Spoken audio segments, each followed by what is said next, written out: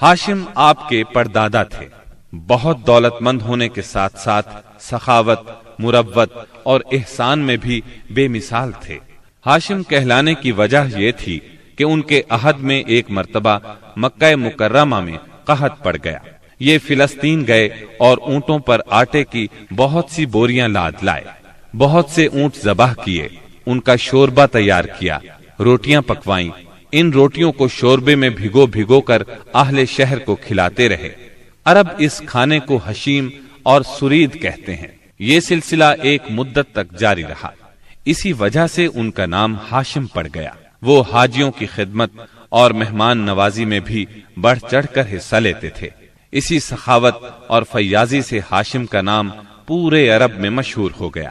ذاتی اثر و رسوخ اور وجاہت کی وجہ سے ان کی دوسرے ممالک کے درباروں میں بھی رسائی تھی۔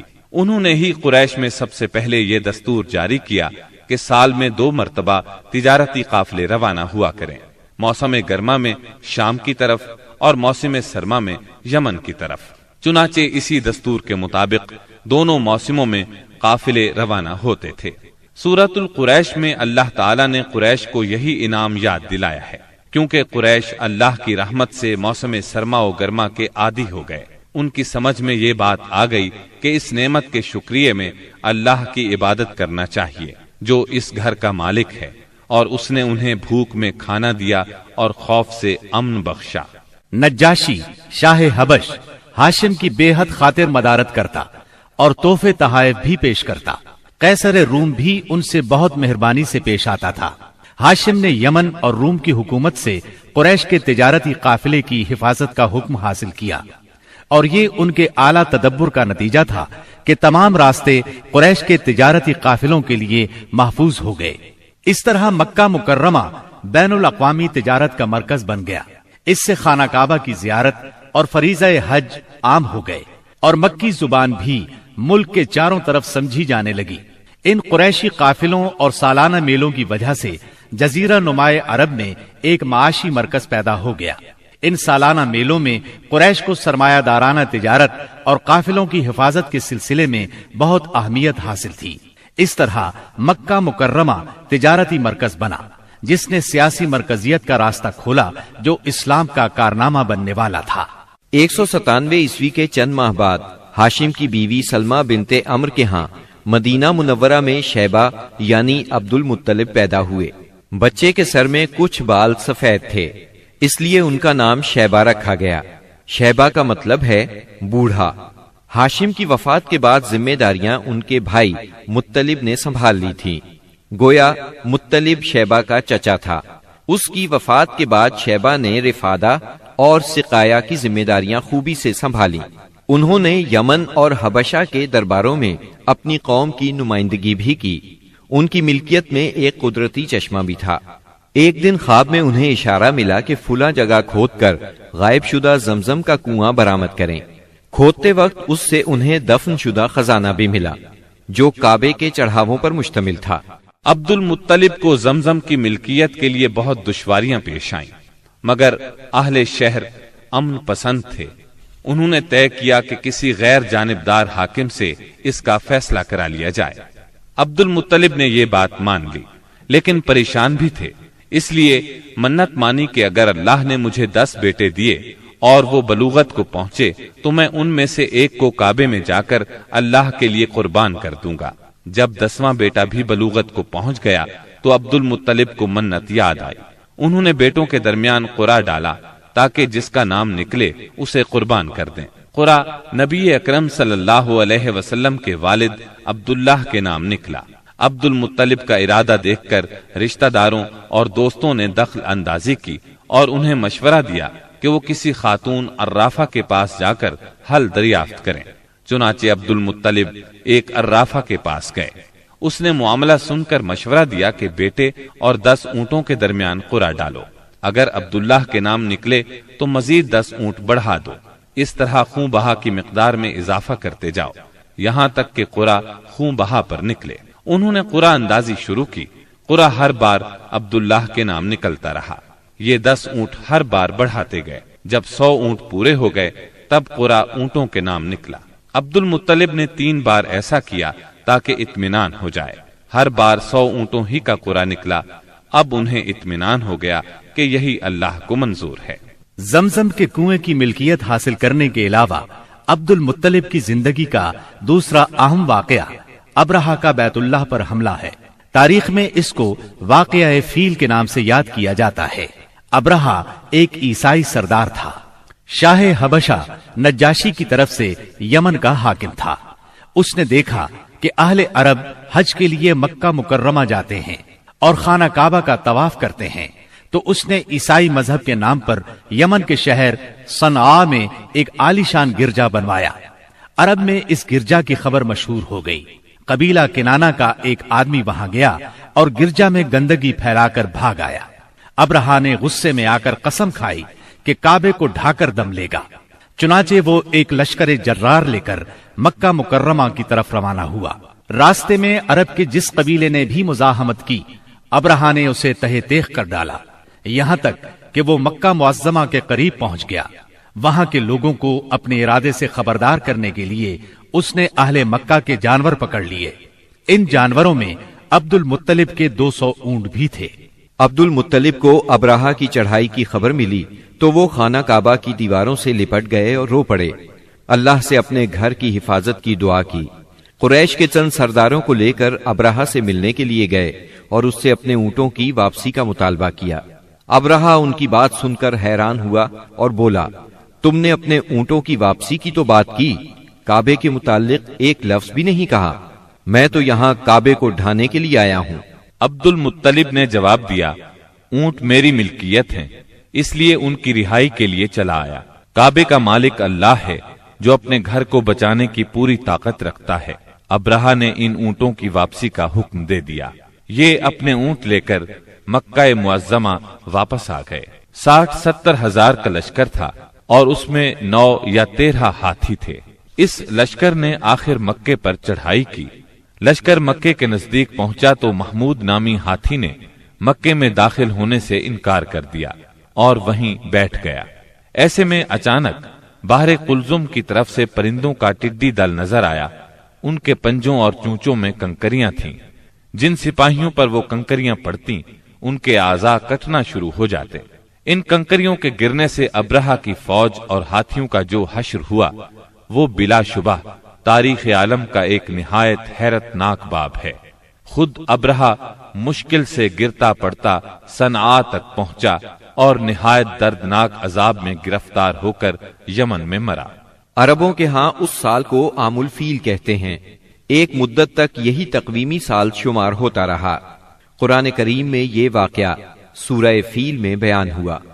بسم اللہ الرحمن الرحیم ألم تر كيف فعل ربك بأصحاب الفيل ألم يجعل كيدهم في تضليل وأرسل عليهم طيرا أبابيل ترميهم بحجارة من سجيل فجعلهم كعصف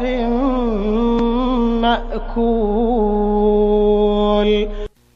کیا تم نے نہیں دیکھا تمہارے پروردگار نے ہاتھی والوں کے ساتھ کیا سلوک کیا؟ کیا اس نے ان کی تدبیر کو اکارت نہیں کر دیا اور ان پر پرندوں کے جھنڈ بھیج دیے جو ان پر پکی ہوئی مٹی کے پتھر پھینک رہے تھے؟ پھر ان کا یہ حال کر دیا جیسے جانوروں کا کھایا ہوا بھوسا۔ واقعہ فیل کے 50-55 دن بعد عبد المطلب کعبے کا طواف کر رہے تھے کہ انہیں پوتے کی ولادت کی خوشخبری ملی۔ 75 سالہ دادا بہت خوش ہوئے۔ نبی کریم صلی اللہ علیہ وسلم ان کے پیارے فرزند جناب عبداللہ کی یادگار تھے، جن کی زندگی 100 اونٹوں کی قربانی دے کر بچائی گئی تھی، لیکن پھر اچانک وہ فوت ہو گئے۔ ان کی وفات سے بوڑھے باپ کو جو صدمہ پہنچا تھا، پوتے کی ولادت سے ایک حد تک وہ کم ہو گیا۔ عبداللہ کی والدہ یعنی نبی صلی اللہ علیہ وسلم کی دادی کا نام فاطمہ بنت عمرو تھا۔ عبداللہ کے 2 سگے بھائی زبیر اور ابو طالب تھے۔ بی بی آمنہ سے نکاح کے بعد عبداللہ نے رواج کے مطابق 3 دن تک سسرال میں قیام کیا۔ اس کے بعد تجارت کی غرض سے شام چلے گئے۔ واپسی پر یثرب یعنی مدینہ منورہ میں ٹھہرے تاکہ اپنے والد کے حکم کے مطابق کھجوروں کا سودا کریں۔ مدینہ منورہ ہی میں قیام کے دوران وہ بیمار ہو گئے۔ آپ کی بیماری کی خبر مکہ پہنچی تو عبد المطلب نے فوراً اپنے بڑے بیٹے حارث کو عبداللہ کی خبر گیری کے لیے مدینہ روانہ کیا۔ حارث مدینہ پہنچے تو معلوم ہوا 1 ماہ بیمار رہنے کے بعد عبداللہ انتقال کر گئے ہیں۔ انتقال کے وقت انہوں نے 5 اونٹ، چند بکریاں اور 1 باندی چھوڑی، جس کی کنیت ام ایمن اور نام برکت تھا۔ عبداللہ کا انتقال اپنے پیغمبر بیٹے کی ولادت سے چند ماہ پہلے ہی ہو گیا تھا۔ گویا آپ صلی اللہ علیہ وسلم شکم مادر ہی میں یتیم ہو گئے تھے۔ آپ کی والدہ سیدہ آمنہ طہارت نفس، شرافت، عزت، عفت، عصمت اور پاک بازی میں بے مثال تھی۔ اپنی قوم میں سیدۃ النساء کے لقب سے مشہور تھی۔ ددھیال اور ننہیال دونوں کے اعتبار سے آپ عرب کے بہترین قبیلے اور بہترین قوم میں سے تھیں۔ ولادت باسعادت کے بعد 3-4 دن تک آپ کی والدہ نے آپ کو دودھ پلایا۔ پھر آپ کے چچا ابو لہب کی آزاد کردہ کنیز سویبہ نے اور پھر حلیمہ سعدیہ نے دودھ پلایا۔ اکثر سیرت نگاروں نے کنیز کا نام سوبیہ ہی لکھا ہے، لیکن دراصل اس کا نام سویبہ تھا۔ جس طرح صحیح بخاری اور سیرت نگاری کے عالمی مقابلے میں اول آنے والی سیرت نبوی پر مستند کتاب الرحیق المختوم میں مذکور ہے۔ دودھ پلانے کی ذمہ داری ماہ ربیع الاول 52 قبل ہجری یعنی اپریل 571 عیسوی میں سونپی گئی۔ اس زمانے میں عرب میں یہ دستور تھا، جو آج کے دور میں بھی باقی ہے، کہ نوزائیدہ بچوں کو دودھ پلانے کے لیے شرفاء ابتدا ہی سے دیہات میں بھیج دیا کرتے تھے، تاکہ دیہات کی صاف ستھری اور کھلی آب و ہوا میں ان کی پرورش ہو سکے، زبان اہل عرب جیسی فصیح ہو جائے اور اہل عرب کی دیگر خصوصیات اوائل عمر ہی سے بچوں میں راسخ ہو جائیں۔ اس دستور کے مطابق سال میں 2 مرتبہ بنی سعد کی عورتیں شیرخوار بچوں کی تلاش میں آیا کرتی تھیں۔ چنانچہ آپ کی پیدائش کے 8 دن بعد انہی عورتوں کے ساتھ حلیمہ سعدیہ بھی تشریف لائیں۔ دوسری عورتوں کو تو مکہ مکرمہ کے کھاتے پیتے گھرانوں کے بچے دودھ پلانے کے لیے مل گئے، لیکن حلیمہ سعدیہ خالی ہاتھ رہ گئیں۔ نبی کریم صلی اللہ علیہ وسلم چونکہ یتیم تھے، اس لیے انعام و اکرام کی امید کم تھی، اس لیے کسی عورت نے ان کے گھر کی طرف توجہ نہ کی۔ آخر جب روانگی کا وقت آیا تو حلیمہ کو خالی ہاتھ جانا بہت ناگوار گزرا، اور اللہ تعالی کی طرف سے ان کا دل اس یتیم بچے کی طرف کھچنے لگا۔ چنانچہ انہوں نے اپنے شوہر حارث سے جا کر کہا، اللہ کی قسم مجھے یہ اچھا نہیں لگتا کہ میری ساری سہیلیاں تو بچے لے کر جائیں اور میں اکیلی کوئی بچہ لیے بغیر جاؤں، میں جا کر اس یتیم بچے ہی کو لے لیتی ہوں۔ شوہر نے یہ سن کر کہا، کوئی حرج نہیں، ممکن ہے اللہ ہمارے لیے اسی میں برکت عطا کر دے۔ اس کے بعد انہوں نے جا کر بچے کو لے لیا۔ قافلہ روانہ ہوا، سب سوار ہو کر چل پڑے۔ حلیمہ سعدیہ بھی آپ کو لے کر چلیں۔ حلیمہ کی اونٹنی دبلی پتلی، دیکھنے میں مریل اور چلنے میں سب سے سست رفتار تھی، لیکن جو ہی حلیمہ سعدیہ آپ کو لے کر اس پر سوار ہوئیں، یکا یک وہ برق رفتار ہو گئی۔ باقی عورتوں نے اس منظر کو حیرت سے دیکھا کہ حلیمہ سعدیہ کی مریل اونٹنی ان کی طاقتور اور تیز رفتار اونٹنیوں سے آگے نکلی جا رہی تھی، اور پھر وہ ان سب کو پیچھے چھوڑ گئی۔ یہ تبدیلی دوسری عورتوں کے لیے کسی معجزے سے کم نہیں تھی۔ حلیمہ کے والد ابو زویب کا نام عبداللہ بن حارث تھا، وہ نبی صلی اللہ علیہ وسلم کے رضائی نانا ہوئے۔ حلیمہ کے شوہر کا نام حارث بن عبد العزیٰ تھا، یہ دونوں ہی قبیلہ سعد بنی بکر بن حوازن سے تعلق رکھتے تھے۔ اسی طرح حارث کے بچے آپ کے رضائی بھائی بہن ہوئے۔ جب تک آپ صلی اللہ علیہ وسلم حلیمہ سعدیہ کے گھر رہے، ان کا گھر برکتوں سے مالا مال رہا۔ حلیمہ بیان کرتی ہیں کہ وہ جب آئی تھیں تو قحط سالی کا دور تھا۔ ان کے پاس ایک گدھی تھی جو اس قدر دبلی پتلی اور مریل تھی کہ پورے قافلے میں سب سے سست اور مریل چال چلتی تھی۔ ایک اونٹنی بھی تھی، مگر وہ قطرہ دودھ کا نہیں دیتی تھی۔ حلیمہ کا اپنا بچہ بھوک سے بے قرار ہو کر بلکتا رہتا تھا۔ خود سوتا نہ ماں باپ کو سونے دیتا، مگر جب وہ آپ کو لے کر اپنے گھر آئیں اور آپ کو گود میں لیا تو سینہ دودھ سے بھر گیا، یہاں تک کہ آپ نے پیٹ بھر کر دودھ پیا، اور آپ صلی اللہ علیہ وسلم کے ساتھ حلیمہ کے بیٹے نے بھی خوب دودھ پیا، پھر دونوں آرام کی نیند سو گئے۔ اس رات حلیمہ کا بچہ بالکل نہ رویا۔ ادھر شوہر اونٹنی کے پاس گیا تو کیا دیکھتا ہے، تھن سے دودھ ابلا چاہتا ہے، چنانچہ وہ دودھ دوہنے لگا۔ اس نے اس قدر دودھ دوہا کہ گھر کے سب برتن بھر گئے۔ دونوں نے خوب دودھ پیا اور آرام کی نیند سو گئے۔ حلیمہ سعدیہ کا گھرانہ سب سے زیادہ قحط زدہ تھا، لیکن مکے سے واپسی کے بعد ان کی یہ حالت ہوئی کہ جب بکریاں چر کر گھر واپس آئیں تو ان کی کوکھیں نکلی ہوئی تھیں اور تھن دودھ سے لبریز تھے۔ اب گھر والے خوب دودھ پینے لگے، جبکہ قحط کی وجہ سے دوسرے گھرانوں کو دودھ بالکل نہیں ملتا تھا۔ یوں اس گھرانے کو مسلسل خیر و برکت نصیب ہوئی۔ حلیمہ کا دستور تھا کہ وہ ہر 6 ماہ بعد آپ کو مکے لاتی، والدہ اور خاندان کے لوگوں سے ملاتی اور پھر اپنے دیار بنی سعد واپس لے جاتی۔ جب مدت رضاعت پوری ہو گئی تو دودھ چھڑا کر آپ کی والدہ کے پاس لائی۔ اب تک وہ آپ کی وجہ سے خیر و برکت دیکھ چکی تھی، اس وجہ سے چاہتی تھی کہ آپ کو ابھی ان کے پاس ہی رہنے دیا جائے۔ چنانچہ انہوں نے آپ کی والدہ سے کہا، کیوں نہ آپ بچے کو ابھی میرے پاس ہی رہنے دیں تاکہ یہ اور مضبوط ہو جائے، مجھے مکے کی وبا سے ڈر لگتا ہے۔ والدہ اس پر راضی ہو گئیں اور حلیمہ آپ کو لے کر خوش خوش اپنے گھر آ گئیں۔ اس طرح آپ قریباً 2 برس تک وہیں رہے۔ پھر آپ کے سینہ مبارک کو چاک کرنے کا واقعہ پیش آیا۔ اس واقعے سے خوفزدہ ہو کر حلیمہ اور ان کے شوہر نے آپ کو آپ کی والدہ آمنہ کے حوالے کر دیا۔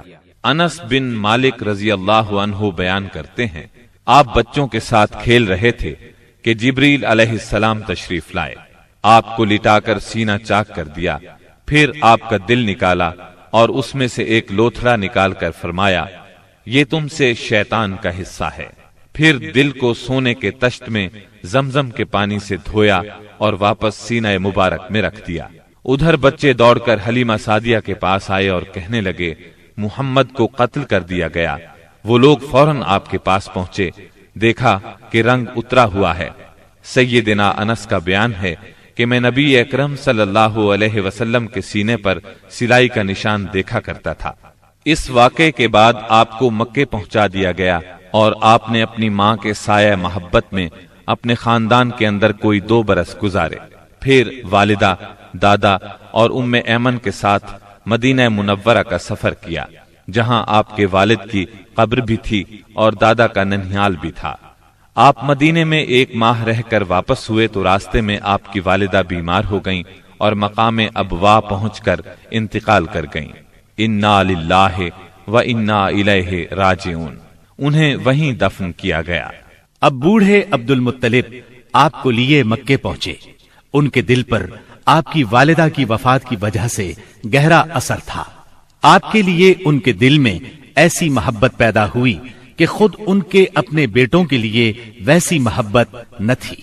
وہ آپ کی بہت قدر کرتے، اپنی اولاد سے بڑھ کر چاہتے، خوب اکرام کرتے، اپنے لیے تیار کرائے گئے خاص فرش پر انہیں بٹھاتے، اس فرش پر کسی اور کو نہ بیٹھنے دیتے، پیٹھ پر ہاتھ پھیرتے، آپ کی نقل و حرکت دیکھ کر خوش ہوتے۔ انہیں یقین تھا کہ مستقبل میں آپ کی نرالی شان ہونے والی ہے، لیکن ابھی آپ کی عمر 8 برس 2 مہینے کی ہوئی تھی کہ عبد المطلب بھی انتقال کر گئے۔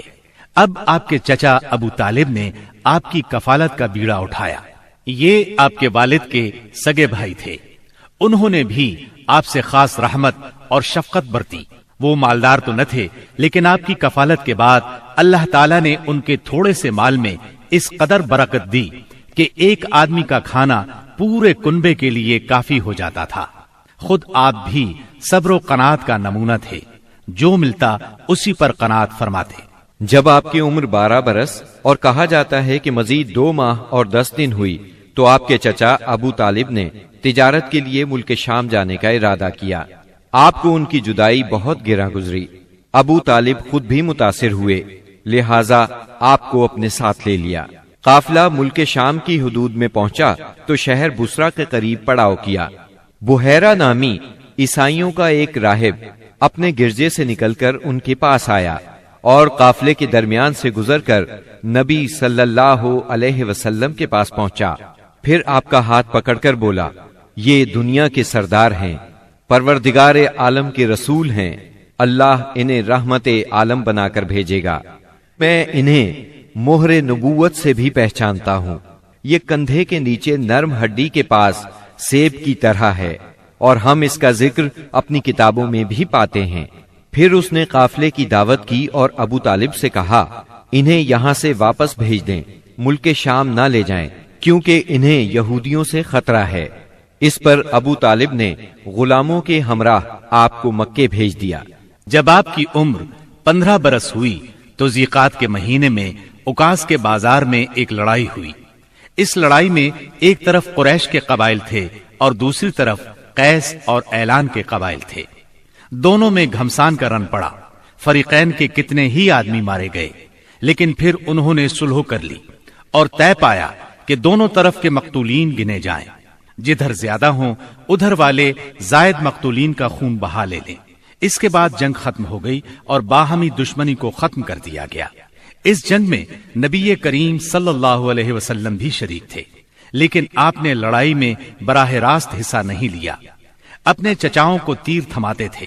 اس جنگ کا نام جنگ فجار ہے۔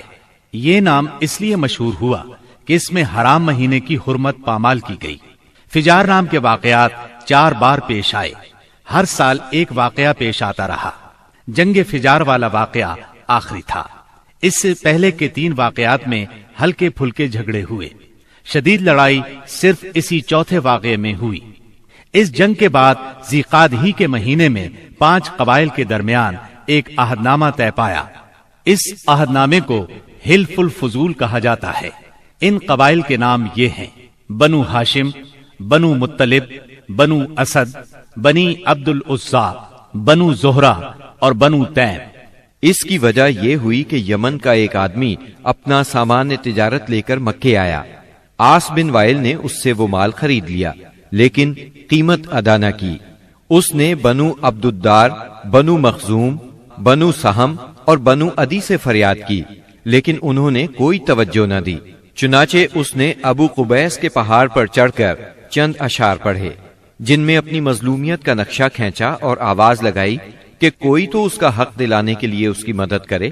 اس پر زبیر بن عبد المطلب نے دوڑ دھوپ کی، لہٰذا اس قبیلے کے افراد بنو تیم کے سردار عبداللہ بن جدعان کے گھر میں جمع ہوئے اور آپس میں عہد و پیمان کیا کہ مکے میں جو بھی مظلوم نظر آئے، خواہ مکے کا رہنے والا ہو یا کسی اور جگہ کا، یہ سب اس کی حمایت میں اٹھ کھڑے ہوں گے۔ انہوں نے عاص بن وائل سے بھی اس کا حق لے کر اس کے حوالے کیا۔ اس عہد و پیمان میں آپ بھی اپنے چچاؤں کے ساتھ تھے۔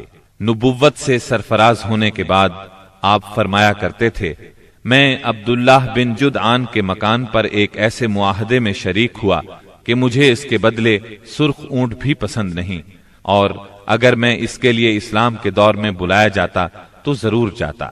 نبی اکرم صلی اللہ علیہ وسلم یتیم پیدا ہوئے اور اپنے دادا پھر چچا کی کفالت میں رہے۔ والد سے وراثت میں جو کچھ ملا تھا اس سے کچھ نہیں ہو سکتا تھا۔ چنانچہ جو ہی آپ ہلکے پھلکے کام کرنے کے لائق ہوئے، اپنے رضائی بھائیوں کے ساتھ دیار بنی سعد میں بکریاں چرانے لگے۔ پھر جب مکہ معظمہ آئے تو وہاں بھی چند قیرات کے عوض اہل مکہ کی بکریاں چرائیں۔ قیرات 1 دینار کا 20واں یا 24واں حصہ ہوتا ہے، جس کی قیمت اس زمانے میں بمشکل 80-90 روپے سمجھ لیں۔ کم عمری میں بکریاں چرانا انبیاء کی سنت ہے۔ ایک بار عہد نبوت میں آپ نے فرمایا، کوئی بھی نبی نہیں گزرا مگر اس نے بکریاں ضرور چرائیں۔ پھر جب آپ جوان ہو گئے تو تجارت شروع کی۔ بعض روایات کی روح سے آپ صائب بن ابی صائب کے ساتھ مل کر تجارت کرتے تھے۔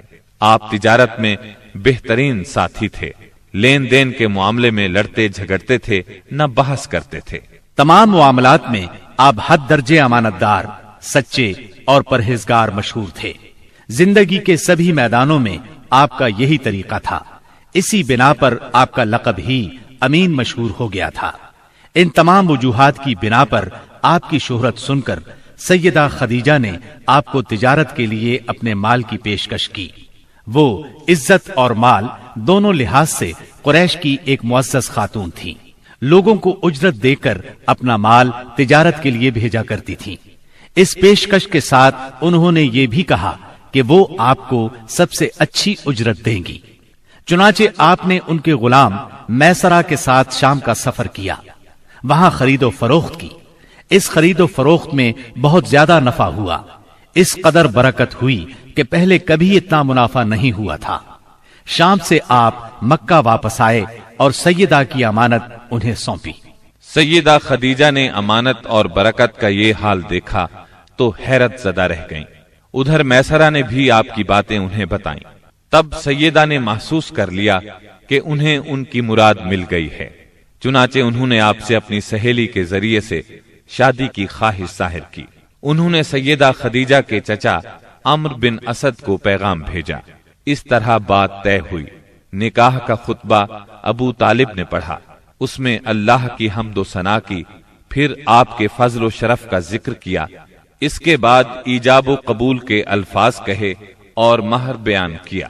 یہ ملک شام کے سفر سے واپسی کے 2 مہینے اور چند دن بعد کی بات ہے۔ اس وقت آپ کی عمر 25 سال تھی اور سیدہ خدیجہ کی عمر 40 سال تھی۔ سیدہ خدیجہ کی شادی پہلے عتیق بن عائز مخزومی سے ہوئی تھی، وہ انتقال کر گیا تو ابو حالہ تیمی سے ہوئی، اس سے ایک بچہ بھی ہوا، مگر پھر ابو حالہ بھی فوت ہو گیا۔ اس کے بعد بڑے بڑے سرداران قریش نے شادی کا پیغام دیا، مگر سیدہ خدیجہ راضی نہ ہوئیں، یہاں تک کہ اللہ تعالی نے انہیں آپ کی طرف مائل کر دیا، اور اس طرح سیدہ کو آپ صلی اللہ علیہ وسلم کی زوجیت کا شرف حاصل ہوا۔ سیدہ خدیجہ نبی صلی اللہ علیہ وسلم کی پہلی بیوی تھی۔ ان کے جیتے جی آپ نے کسی اور سے شادی نہ کی۔ آپ کی تمام اولاد بھی انہی سے ہوئی، صرف ابراہیم ماریا قبطیہ سے ہوئے۔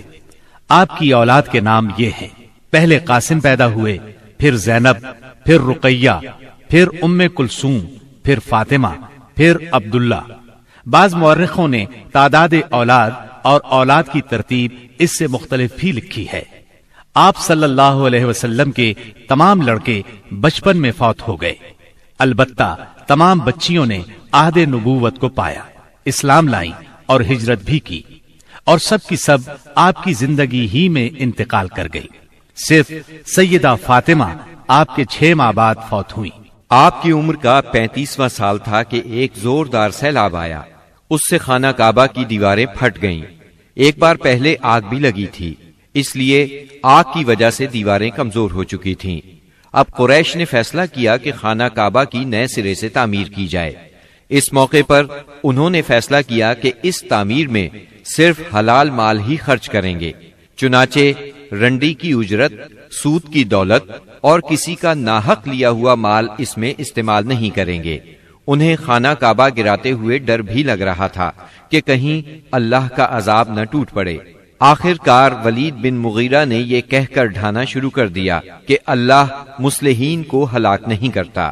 جب لوگوں نے دیکھا کہ اسے کچھ نہیں ہوا تو وہ بھی اس کام میں شریک ہو گئے اور سیدنا ابراہیم علیہ السلام والی بنیاد تک خانہ کعبہ گرا ڈالا۔ اس کے بعد تعمیر شروع کی۔ تعمیر کے لیے ہر قبیلے کا الگ الگ حصہ مقرر تھا۔ معززین اپنے کاندھوں پر پتھر لاتے اور ڈھیر لگاتے۔ نبی کریم صلی اللہ علیہ وسلم اور آپ کے چچا عباس بھی پتھر ڈھو رہے تھے۔ تعمیر کا کام باقوم نامی ایک رومی معمار کر رہا تھا۔ مال چونکہ اس قدر جمع نہ ہو سکا تھا کہ سیدنا ابراہیم علیہ السلام والی بنیادوں پر تعمیر مکمل کی جا سکتی، اس لیے شمال کی طرف سے قریباً 6 ہاتھ چھوڑ کر اس پر ایک چھوٹی سی دیوار اٹھا دی گئی تاکہ علامت باقی رہے کہ یہ بھی خانہ کعبہ کا حصہ ہے۔ اس کو ہجر اور حتیم کہتے ہیں۔ جب دیوار حجر اسود تک اٹھ گئی تو ہر سردار نے چاہا حجر اسود کو اس کی جگہ رکھنے کا شرف اسے حاصل ہو۔ اس پر سخت جھگڑا اٹھ کھڑا ہوا جو 4-5 روز تک جاری رہا۔ کسی طرح فیصلہ نہ ہو پایا کہ حجر اسود کون رکھے گا، اور قریب تھا کہ حرم میں خون ریزی ہو جائے۔ لیکن ابو امیہ کی ایک تجویز سب نے منظور کر لی۔ ابو امیہ سب سے زیادہ عمر رسیدہ تھا۔ اس نے کہا، میری تجویز یہ ہے کہ کل صبح مسجد حرام کے دروازے سے جو شخص سب سے پہلے داخل ہو اس سے فیصلہ کرا لیا جائے، یعنی وہ جس کے حق میں فیصلہ دے دے حجر اسود وہی اس کی جگہ پر رکھے گا۔ دوسرے دن صبح سویرے جو شخص سب سے پہلے داخل ہوا وہ نبی اکرم صلی اللہ علیہ وسلم تھے۔ قریش آپ کو دیکھتے ہی بول پڑے، هذا الامین رضینا هذا محمد، یہ تو محمد ہیں جو کہ امین ہیں، ہم ان سے راضی ہیں۔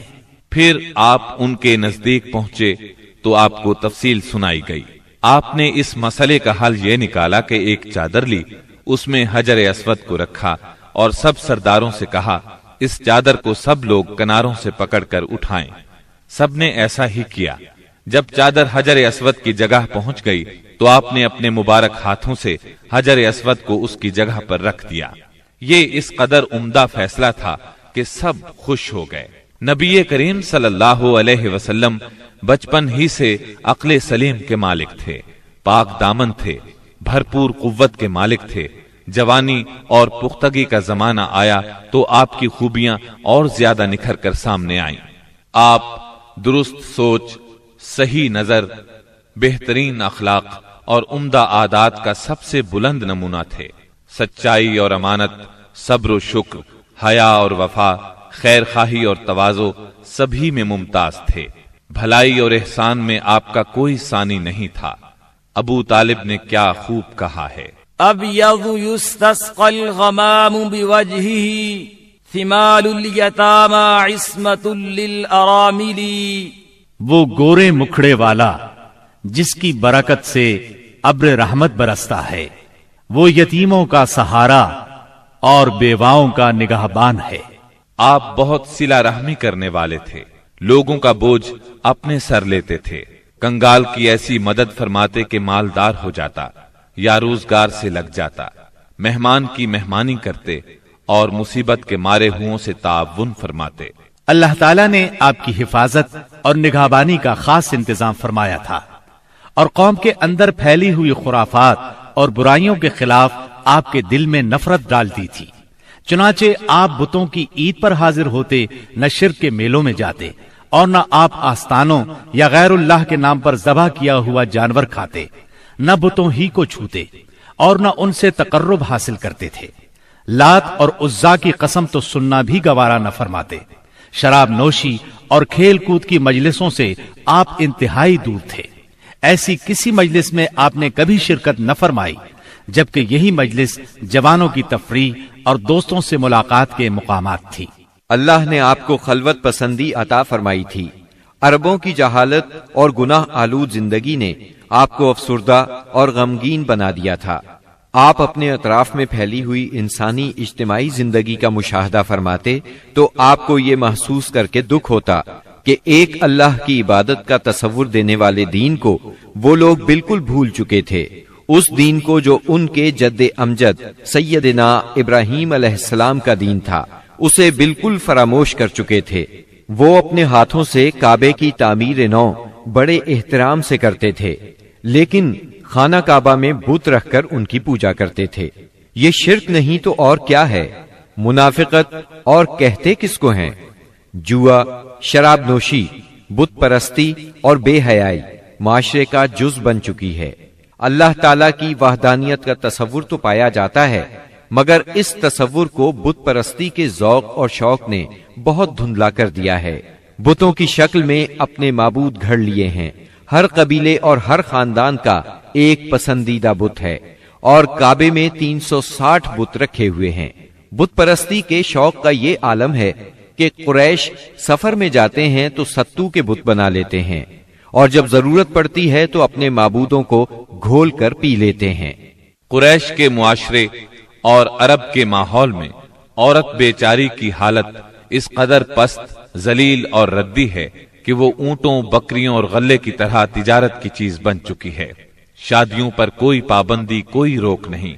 ایک مرد جتنی عورتوں سے چاہے شادی کر سکتا ہے اور دوسری طرف عورت بھی जितने मर्दों को पसंद करे उनसे ताल्लुक पैदा कर सकती है।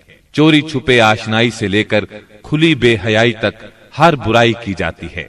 पस्ती और गिरावट की इंतहा है कि मनकूला और मौरूसी जायदाद की तरह बाप की बीवियां भी बेटे को वर्षे में मिलती हैं और वो अपनी हकीकी माँ के सिवा अपनी सुतेली माँओं से शादी करने में किसी किस्म की आर महसूस नहीं करता। इस बेहयाई के साथ अरबों में एक शदीद मुजरिमाना किस्म की गैरत भी पाई जाती है। वो ये कि हमारी लड़कियां किसी को ब्याह ही न जाएं, कोई मर्द हमारा दामाद न बने। संग दिली की हद तक इस गैर फित्री गैरत के सबब लड़कियां जिंदा दफन की जाती हैं और इस इंतहा दर्जे की बेरहमी पर उल्टा फख्र किया जाता है। आका को गुलामों की मौत और जिंदगी पर पूरा मालिकाना इख्तियार हासिल है। मुल्क में कोई मरकजियत नहीं पाई जाती। हर कबीला अपने एक सरदार के मातहत खुद मुख्तार बना बैठा है। इस चीज ने कबाइल को शदीद किस्म की रकाबतों में मुब्तला कर दिया है। जरा जरा सी बात पर तलवारें नियाम से बाहर आ जाती हैं और बड़ी खौफनाक जंगें होती हैं जिनका सिलसिला कई पुश्तों तक जारी रहता है। आने वाली नस्लें अपने असलाफ और आबाओ अजदाद के खून का इंतकाम लेती हैं। घुड़दौड़ में घोड़ा दौड़ाने पर झगड़ा, खेतों में बकरियां चराने पर लड़ाई और चश्मों से पानी भरने पर खूंरेजी करते हैं। अपने दुश्मनों को कत्ल करके उनकी खोपड़ियों में शराब पीते हैं। अरब कौम जाहिल है, लिखना पढ़ना नहीं जानती, मगर इन्हें अपनी शायरी और जुबानदानी पर इतना घमंड और गुरूर है कि सारी दुनिया को अपनी फसाहत और शायरी के मुकाबले में गुंगा ख्याल करते हैं। तवहुम परस्ती इंतहा को पहुंची हुई है। जरा जरा सी बात पर फाल निकालते हैं, पांसे फेंकते हैं। हर तरफ कहानत का जोर है। काहिनों से अपनी तकदीर और मुस्तकबिल के बारे में पूछते हैं। अरब के बाशिंदे उस आदमी को काबिल इज्जत और शरीफ समझते हैं जिसके पास बहुत ज्यादा ऊंट, बकरियां और खजूर के बागात हों, बहुत सी दौलत हो, गुलाम हो, कनीजें हो। नेकी, परहेजगारी और शराफत का तसव्वुर ही उनके जहनों से निकल चुका है। यही वो दौर है जिसको दौरे जहालत कहा जाता है। अरब के मुआशरे की बुराइयों ने उनकी फितरी सलाहियतों को दबा दिया है। मसलन शुजाअत, हुर्रियत, आहद की पाबंदी, मेहमान नवाजी, जफाकशी, फसाहत और जुबानदानी, खुद एतमादी और किसी की मदद के बगैर अपनी हिफाजत खुद करने का जज्बा। इन तमाम खूबियों से अरब आशना हैं, लेकिन इनकी ये खुसूसियात सही रहनुमाई न होने की वजह से गलत राहों पर पड़ गई थी और उनका बेजा इस्तेमाल हो रहा था। मुल्क में बाज ऐसे कबाइल भी पाए जाते थे जो खाना बदोश थे। जहां पानी का चश्मा, सब्जा और खजूरों के झुंड नजर आए वहीं डेरे डाल दिए और जब यहां से जी उगता गया तो अपना मुख्तसर सा सामान ऊंटों पर लाद कर वहां से चल दिए। ये थे अरब के अफसोसनाक हालात, लेकिन ये यहाँ तक महदूद नहीं थे। उस जमाने में दुनिया के गोशे गोशे में ऐसी ही पस्ती पाई जाती थी। कहीं आग की पूजा होती थी, कहीं मोहब्बत और नफरत के देवताओं के आगे सर झुकाए जाते थे। गरज अल्लाह ताला के सिवा उसकी सारी मखलूक की इबादत हो रही थी। हद यह है कि सांप, दरख्त और बंदर तक माबूद बने हुए थे। पत्थर, जानवर, चांद, सूरज और सितारे, यहाँ तक कि जमीन पर रेंगने वाले कीड़ों तक की परस्तिश ने सारी दुनिया को शिर्क का गढ़ बना दिया था। हर तरफ जहालत का अंधेरा और शिर्क व कुफ्र की तारीकियां छाई हुई थीं। उन सब में सिराते मुस्तकीम गुम होकर रह गया था। अहले अरब की हालत इजार पर कुड़ने के अलावा आप अपनी खलवत व तन्हाई में जिंदगी और कायनात के राजों पर भी गौर व फिक्र किया करते थे और सोचा करते थे कि जिंदगी क्या है, कायनात क्या है, ये चांद, सूरज, सितारे क्यों कर बने, कायनात क्यों तख्लीक की गई, किसने की, जिंदगी का ज़ुहूर कब हुआ, कैसे हुआ। ये वो दिन थे जब आप तन्हाई में गौर व फिक्र की जरूरत के साथ साथ इबादत को भी लाजिमी समझते थे। इबादत आपकी रूह की जरूरत थी, लिहाजा आप रमजान भर गारे हिरा में क़याम फरमाते, आने जाने वाले मिस्कीनों को खाना खिलाते और बकिया औकात अल्लाह ताला की इबादत में गुजार देते। गारे हिरा मक्का मुकर्रमा के मशरिक में खाना काबा से कोई 3 मील दूर जबल उन नूर की चोटी पर वाक़े है। खलवत और गोशाए तन्हाई की तलाश में आप गारे हिरा पहुंचे। ये चूंकि काबा के सामने था और वहां कामिल तन्हाई और यकसुई थी, इसी लिए आपको बहुत पसंद आया। रमजान का महीना और पीर का दिन था। आप गारे हिरा के अंदर जिक्र इलाही और इबादत में मशगूल थे कि यकायक जिब्रील अलैहिस्सलाम नाजिल हुए और आपको वही और नबुव्वत से नवाजा। सैयदा आयशा रजी अल्लाह अन्हा फरमाती हैं, रसूलुल्लाह सल्लल्लाहु अलैहि वसल्लम पर वही का आगाज नींद में अच्छे ख्वाब से हुआ। आप जो ख्वाब देखते वो सफेदाए सहर की तरह नमूदार होता। फिर आपको तन्हाई पसंद आने लगी, चुनाचे आप गारे हिरा में खलवत फरमाने लगे और कई कई रात घर आए बगैर इबादत करते और इस अरसे के लिए तोशा भी साथ ले जाते। फिर सैयदा खदीजा रजी अल्लाह अन्हा के पास तशरीफ लाते और उतनी मुद्दत के लिए फिर तोशा ले जाते, यहां तक कि आप गारे हिरा में थे कि आपके पास हक आ गया, यानी फरिश्ता आपके पास आया और कहा, इकरा यानी पढ़िए। आपने फरमाया, मैं पढ़ना नहीं जानता।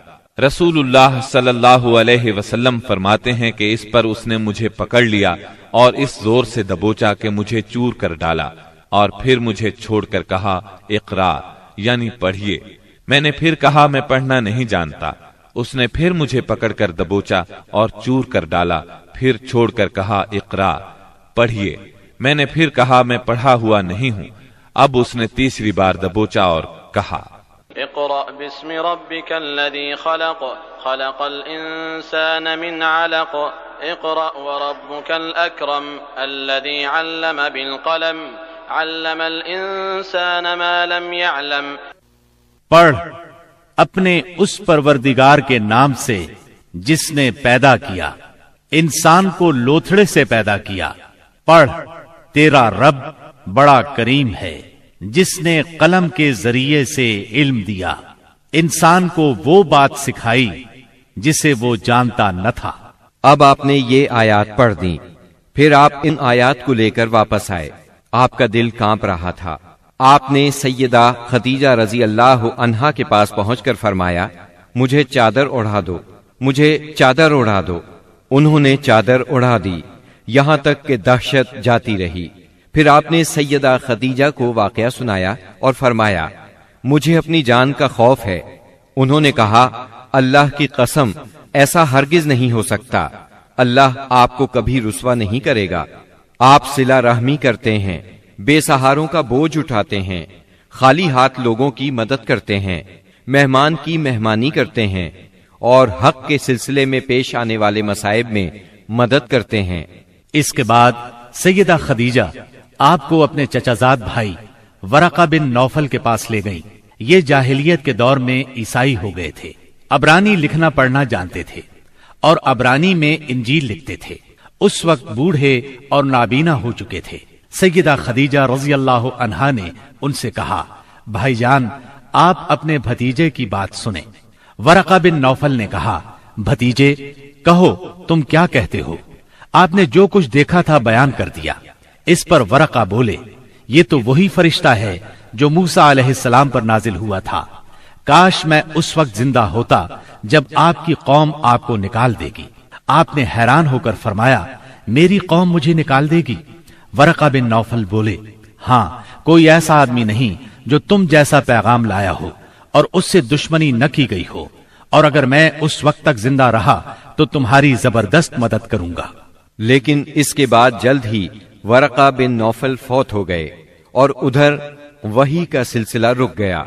वही की बंदिश से आपको सख्त रंजो मलाल हुआ, लेकिन मसलहत इलाही इसी में थी, क्योंकि इस तरह खौफ जाता रहा। मुआमले की नौयत समझने का मौका मिला और दोबारा वही की मशक्कत बर्दाश्त करने पर तबीयत सिर्फ आमादा ही नहीं हुई, बल्कि एक गुना शौक और तलब भी पैदा हुई और आप दोबारा वही का इंतजार करने लगे। उधर आप गोशा नशीनी की बकिया मुद्दत पूरी करने के लिए वरका के पास से पलटकर दोबारा गारे हिरा में तशरीफ ला चुके थे। जब माह रमजान खत्म हो गया और आपकी एतिकाफ की मुद्दत पूरी हो गई तो आदत के मुताबिक पहली शव्वाल की सुबह हिरा से उतरकर मक्का मुअज्जमा रवाना हुए। नबी करीम सल्लल्लाहु अलैहि वसल्लम इरशाद फरमाते हैं, मैं पहाड़ से उतरकर मैदान में पहुंचा तो मुझे पुकारा गया। मैंने दाएं देखा, कुछ दिखाई न दिया, बाएं देखा तो भी कुछ दिखाई न दिया। سامنے دیکھا تو بھی کچھ دکھائی نہ دیا، پھر پیچھے دیکھا تو وہاں بھی کچھ نظر نہ آیا۔ اس کے بعد میں نے سر اوپر اٹھایا تو کیا دیکھتا ہوں کہ جو فرشتہ ہرا میں میرے پاس آیا تھا وہی آسمان و زمین کے درمیان موجود ہے۔ یہ دیکھ کر میرا پورا وجود اس کے روب سے بھر گیا، یہاں تک کہ میں زمین کی طرف جھک گیا۔ پھر میں خدیجہ کے پاس آیا اور کہا، مجھے چادر اڑا دو، مجھے چادر اڑا دو، مجھے کمبل اڑا دو، ٹھنڈے پانی کے چھینٹے مارو۔ انہوں نے کمبل اڑا دیا، ٹھنڈے پانی کے چھینٹے مارے، پھر یہ آیات نازل ہوئیں۔ یا ایھا المدثر قم فانذر وربک فکبر وثیابک فطہر والرجز فاہجر۔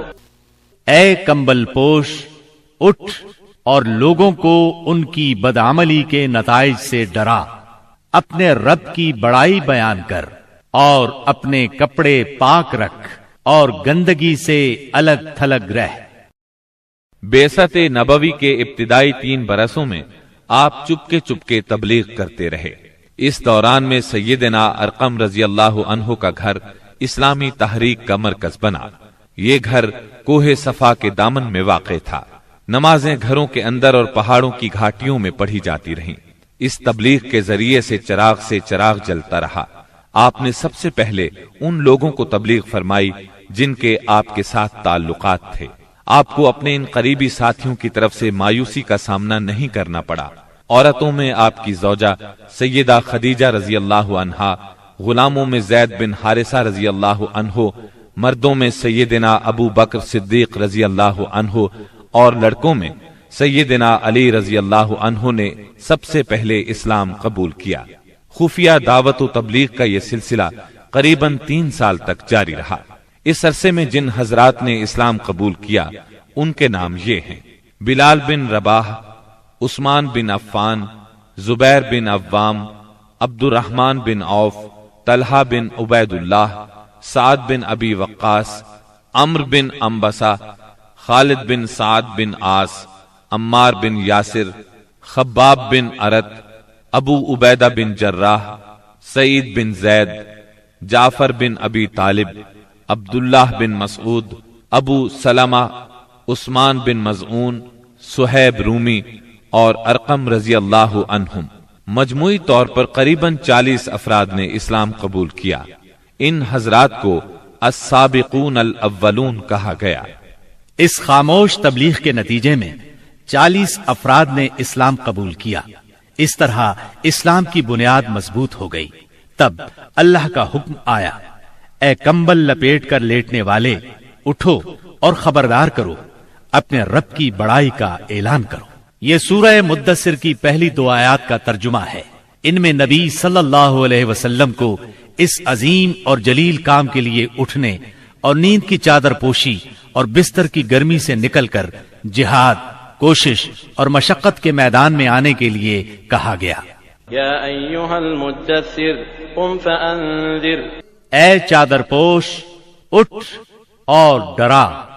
گویا کہا جا رہا ہے جسے اپنے لیے جینا ہے وہ تو راحت کی زندگی گزار سکتا ہے، لیکن آپ جو اس زبردست بوجھ کو اٹھا رہے ہیں تو آپ کو نیند سے کیا تعلق، آپ کو راحت سے کیا سروکار، آپ کو گرم بستر سے کیا مطلب، پرسکون زندگی سے کیا نسبت، راحت بخش ساز و سامان سے کیا واسطہ۔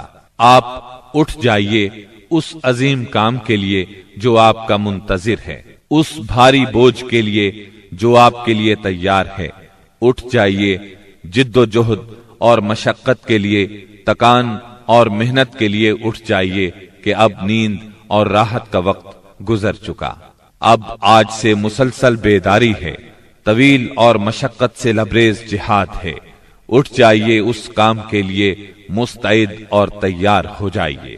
یہ بڑا عظیم اور پرہیبت حکم ہے۔ اس نے نبی صلی اللہ علیہ وسلم کو پرسکون گھر، گرم آغوش اور نرم بستر سے کھینچ کر تند طوفانوں اور تیز جھکڑوں کے درمیان انتہائی گہرے سمندر میں لا کھڑا کیا، لوگوں کے ضمیر اور زندگی کے حقائق کی کشاکشی کے درمیان پہنچا دیا۔ پھر رسول اللہ صلی اللہ علیہ وسلم اٹھ گئے اور قریباً 20 سال تک اٹھے رہے۔ آپ نے اپنا چین، سکون اور آرام چھوڑ دیا، زندگی اپنے لیے نہ رہی، اہل و عیال کی نہ رہی، آپ اٹھے تو پھر اٹھے ہی رہے، کام اللہ کی طرف دعوت دینا تھا۔ آپ نے یہ کمر توڑ بار گراں اپنے کندھوں پر کسی دباؤ کے بغیر اٹھا لیا۔ یہ بوجھ تھا، اس روئے زمین پر امانت کبریٰ کا بوجھ، ساری انسانیت کا بوجھ، سارے عقیدے کا بوجھ، میدانوں میں جہاد اور دفاع کا بوجھ۔ آپ نے 20 سال سے زیادہ عرصے تک مسلسل اور ہمہ گیر مارکا آرائی میں زندگی بسر کی، اور اس پورے عرصے میں جب سے آپ نے وہ آسمانی ندا اللہ کی آواز سنی اور یہ بھاری ذمہ داری پائی، آپ کو کوئی ایک حالت کسی دوسری حالت سے غافل نہ کر سکی۔ اللہ آپ کو ہماری طرف سے اور ساری انسانیت کی طرف سے بہترین اجر عطا فرمائے، آمین۔ پھر اللہ تعالی نے آپ کو حکم دیا، فاصدع بما تؤمر واعرض عن المشرکین۔ اے نبی، جس بات کا آپ کو حکم دیا گیا ہے اس کا صاف صاف اعلان کر دیجئے اور مشرکین سے رخ پھیر لیجئے۔ پھر مزید حکم ہوا، وأنذر عشيرتك الأقربين واخفض جناحك لمن اتبعك من المؤمنين۔ اور سب سے پہلے اپنے قریبی رشتہ داروں کو کفر اور شرک سے ڈرائیے، اور جو ایمان لے آئے اور آپ کی پیروی کرے اس کے ساتھ نرمی اور شفقت کا معاملہ فرمائیے۔ جب آپ کو عام دعوت دینے کا حکم دیا گیا اور یہ ہدایت نازل ہوئی کہ آپ اپنے قریب ترین عزیزوں کو سب سے پہلے اللہ کے عذاب سے ڈرائیں، تو آپ نے صبح سویرے کوہ صفا پر چڑھ کر بلند آواز سے پکارا، یا صباحا۔ عرب میں یہ صدا وہ شخص لگاتا تھا جو صبح کے جھٹپٹے میں کسی دشمن کو اپنے قبیلے پر حملہ کرنے کے لیے آتے دیکھ لیتا تھا۔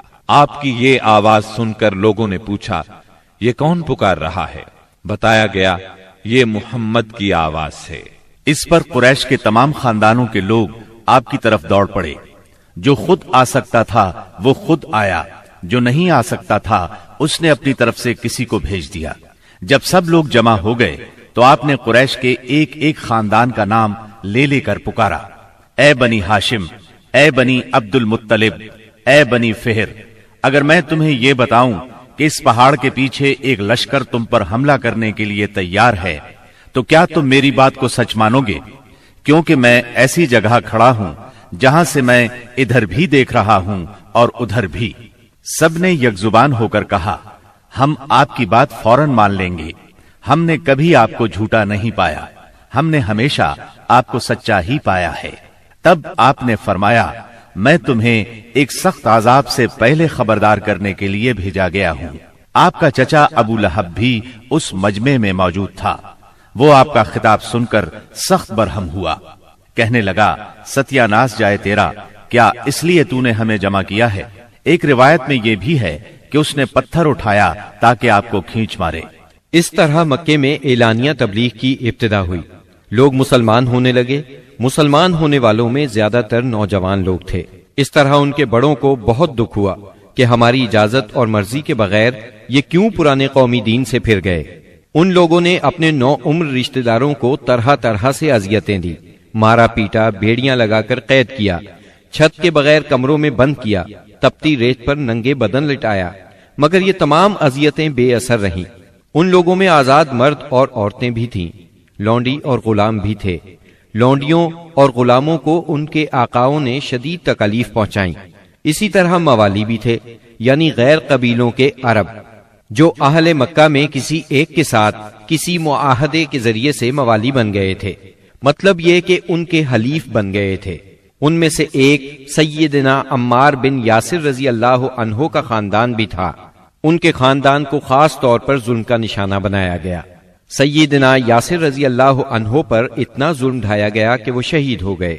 سیدہ سمیہ رضی اللہ عنہا جو سیدنا عمار کی والدہ تھیں، انہیں ابو جہل نے نیزہ مار کر شہید کر دیا۔ یہ اسلام میں پہلی شہید خاتون ہیں۔ جلد ہی قرآن کریم میں بت پرستی کے خلاف سخت آیات نازل ہوئیں۔ مثلا سورہ انبیاء کی آیت 98 میں ارشاد ہوا، ان إنكم وما تعبدون من دون الله حصب جهنم أنتم لها واردون. بے شک تم اور وہ بت جن کو تم اللہ کے سوا پوجا کرتے ہو سب دوزخ کا ایندھن ہوں گے اور تم سب اس میں داخل ہو کر رہو گے. اس پر مشرکین کے ظلم و ستم میں اور شدت آ گئی. آپ کی ذات کے خلاف اور اسلام کے حلقے میں داخل ہونے والوں کے خلاف تیزی آ گئی. خاص طور پر ابو جہل اور ابو لہب نے انسانیت کی حدود پھلانگ ڈالی. علانیہ تبلیغ کے بعد نبی صلی اللہ علیہ وسلم نے حرم میں اس طریقے سے نماز شروع کر دی جو اللہ تعالی نے آپ کو سکھایا تھا، اور یہی وہ چیز تھی جس سے قریش نے پہلی مرتبہ محسوس کیا کہ آپ کسی نئے دین کے دعوے دار ہیں. اس پر ابو جہل کی جاہلیت اور بھڑک اٹھی. اس نے آپ کو دھمکانا شروع کر دیا. آپ سے سخت لہجے میں کہا حرم میں اس طریقے سے عبادت نہ کریں. پھر ابو جہل نے قریش کے لوگوں سے پوچھا کیا محمد تمہارے سامنے زمین پر اس طرح اپنا منہ ٹکاتے ہیں؟ ان لوگوں نے کہا ہاں. اس پر اس نے کہا لات اور عزا کی قسم اگر میں نے اسے اس طرح نماز پڑھتے دیکھ لیا تو میں اس کی گردن پر اپنا پاؤں رکھ دوں گا اور اس کا چہرہ زمین پر رگڑ دوں گا. پھر ایسا ہوا کہ اس نے آپ کو نماز پڑھتے دیکھ لیا. وہ فوراً آپ کی طرف لپکا. وہ اپنے اعلان کے مطابق آپ کی گردن مبارک پر اپنا ناپاک پاؤں رکھنا چاہتا تھا کہ اسی وقت لوگوں نے اسے گھبرا کر خوف زدہ انداز میں پیچھے ہٹتے دیکھا. وہ اپنے منہ کو کسی چیز سے بچانے کی کوشش کر رہا تھا. لوگوں نے اس سے پوچھا تجھے کیا ہوا؟ اس طرح پیچھے کیوں ہٹایا؟ اس نے کہا میرے اور اس کے درمیان اچانک آگ کی ایک خندق اور کوئی ہولناک چیز تھی اور کچھ پر تھے. اس کی یہ بات کسی نے آپ کو بتائی تو آپ نے فرمایا اگر وہ میرے قریب پھٹکتا تو فرشتے اس کے چیتھڑے اڑا دیتے. سیدنا ابن عباس رضی اللہ عنہ سے روایت ہے کہ رسول اللہ صلی اللہ علیہ وسلم مقام ابراہیم پر نماز پڑھ رہے تھے. ایسے میں ابو جہل کا ادھر سے گزر ہوا. اس نے کہا اے محمد کیا ہم نے تمہیں اس سے منع نہیں کیا تھا؟ یہ کہہ کر وہ آپ کو دھمکیاں دینے لگا. جواب میں آپ نے بھی اسے سختی سے جھڑک دیا. اس پر اس نے کہا اے محمد تم کس بل پر مجھے ڈراتے ہو؟ اللہ کی قسم اس وادی میں میرے حمایتی سب سے زیادہ ہیں. ایک دن کسی جگہ اونٹ ذبح کیا گیا. ابو جہل نے عقبہ بن ابی معیط کو بھیجا کہ جا کر اوجھڑی اٹھا لائے اور جب آپ سجدے میں جائیں تو اس کو آپ کی پیٹھ پر رکھ دے. اس نے ایسا ہی کیا. وہ اس قدر وزنی تھی کہ آپ سجدے سے سر نہ اٹھا سکے. سیدہ فاطمہ رضی اللہ عنہا اس وقت بچی تھیں. انہیں اطلاع ملی تو وہ دوڑی آئیں اور اس غلیظ بوجھ کو آپ کی کمر مبارک سے اتارا. سیدنا عمرو بن عاص چشمدید واقعہ بیان کرتے ہیں. ایک روز نبی اکرم صلی اللہ علیہ وسلم خانہ کعبہ میں نماز پڑھ رہے تھے. عقبہ بن ابی معیط آیا. اس نے اپنی چادر کو لپیٹ دے کر آپ کی گردن مبارک میں ڈال دیا اور بل دینے لگا. جب اس نے بل پر بل دیے تو آپ کی گردن مبارک بھنچ گئی. آپ اسی طرح اطمینان قلب سے سجدے میں پڑے رہے. اتنے میں سیدنا ابو بکر صدیق رضی اللہ عنہ وہاں پہنچ گئے. انہوں نے دھکے دے کر عقبہ بن ابی معیط کو ہٹایا اور ان سے فرمایا أتقتلون رجلا أن يقول ربي الله وقد جاءكم بالبينات. کیا تم ایک ایسے شخص کو مارتے ہو اور صرف اس جرم میں کہ وہ کہتا ہے میرا پروردگار اللہ ہے اور وہ تمہارے پاس روشن دلائل لے کر آیا ہے. ان کے ایسا کہنے پر چند شریر سیدنا صدیق اکبر رضی اللہ عنہ پر ٹوٹ پڑے اور انہیں خوب زد و کوب کیا. انہی واقعات پر سورہ علق کی آیات 6 تا 19 نازل ہوئیں اور اسی سورت کی پہلی 5 آیات نازل ہونے کے بعد سب سے پہلے اسلام کا اظہار نبی کریم صلی اللہ علیہ وسلم نے نماز ہی سے کیا تھا.